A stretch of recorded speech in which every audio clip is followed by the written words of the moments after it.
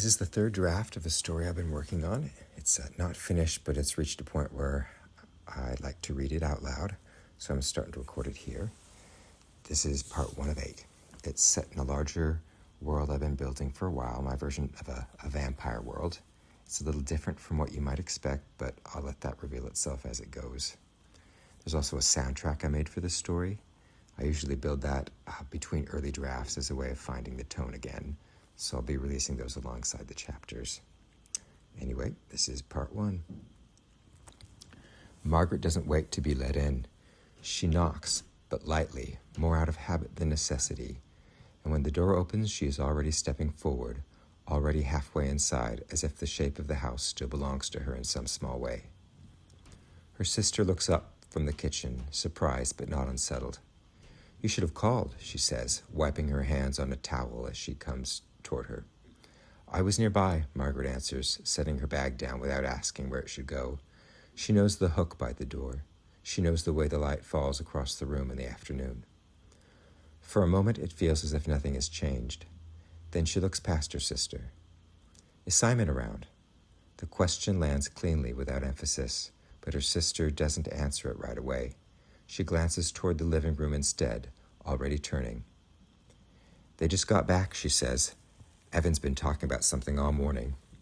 Margaret nods, but her eyes are still searching the room, adjusting to what is there and what isn't. The house feels intact but not settled, like something has been moved and then carefully put back in the wrong place. Footsteps sound from the hallway. Evan appears first, already mid-sentence. "And then I told him that doesn't even make sense, because if you're going to do it that way, you have to account for the..." He stops when he sees her, but only for a second. The pause more of a pivot than a break. "Aunt Margaret," he says, crossing the room quickly. "You came." He hugs her with an easy familiarity, then pulls back, already continuing. "I was just explaining something to Mom. They're changing how they used to group... They're changing how they do the grouping at school, and it's completely inefficient the way they've set it up, so I told them." His voice fills the room the way water fills a glass, rising until there is no space left for anything else. Margaret smiles faintly, her attention already shifting past him. Simon is a step behind. He isn't hiding, he isn't avoiding anyone, he is simply there, as if he arrived a moment later and the room did not quite expand to include him. He stands the way a chair does after someone has gotten up from it, still in place but no longer part of the room. "Simon," Margaret says, and her voice changes slightly, softer, without becoming gentle. He looks at her. For a second, just a second, his face opens in recognition, something immediate and unguarded. It passes quickly, but not before she sees it. "Hi," he says.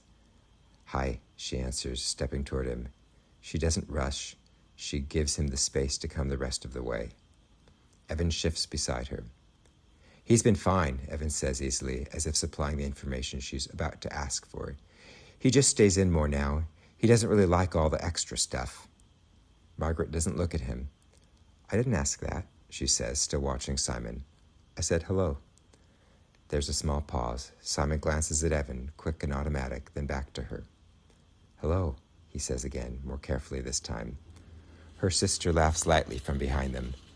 "They're always like this," she says. "He knows what Simon's thinking half the time anyway." Margaret straightens just slightly. "That's not the same thing."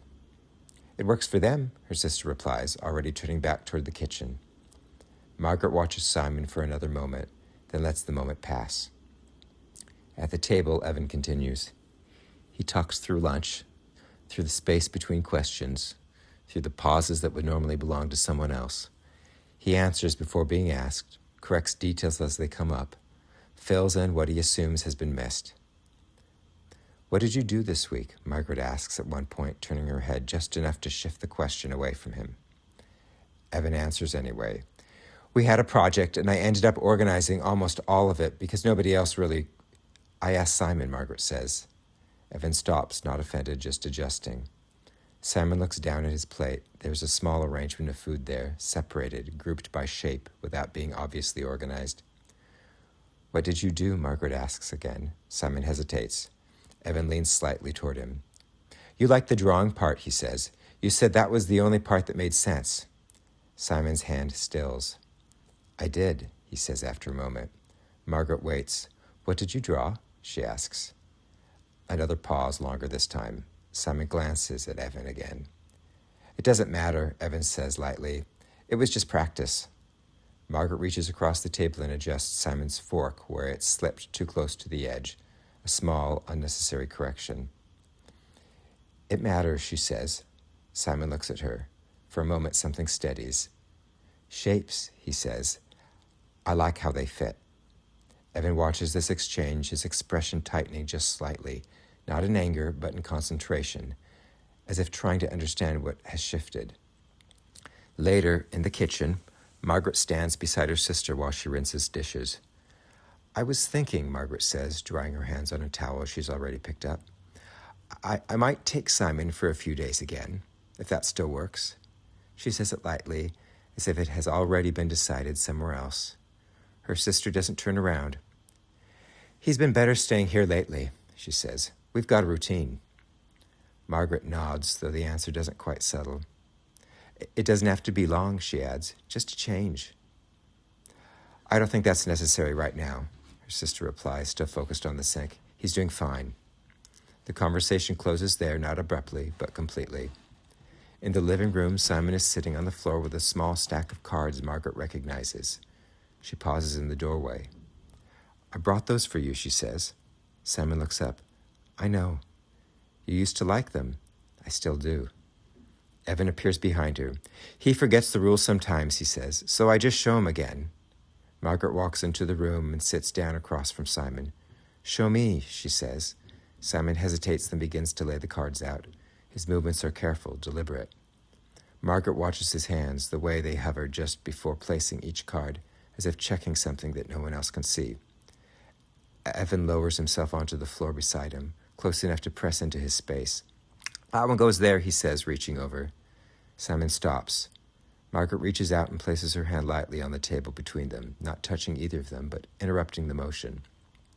Let him do it, she says. Evan looks at her. There is no anger in it, no resistance, just a brief, clear confusion.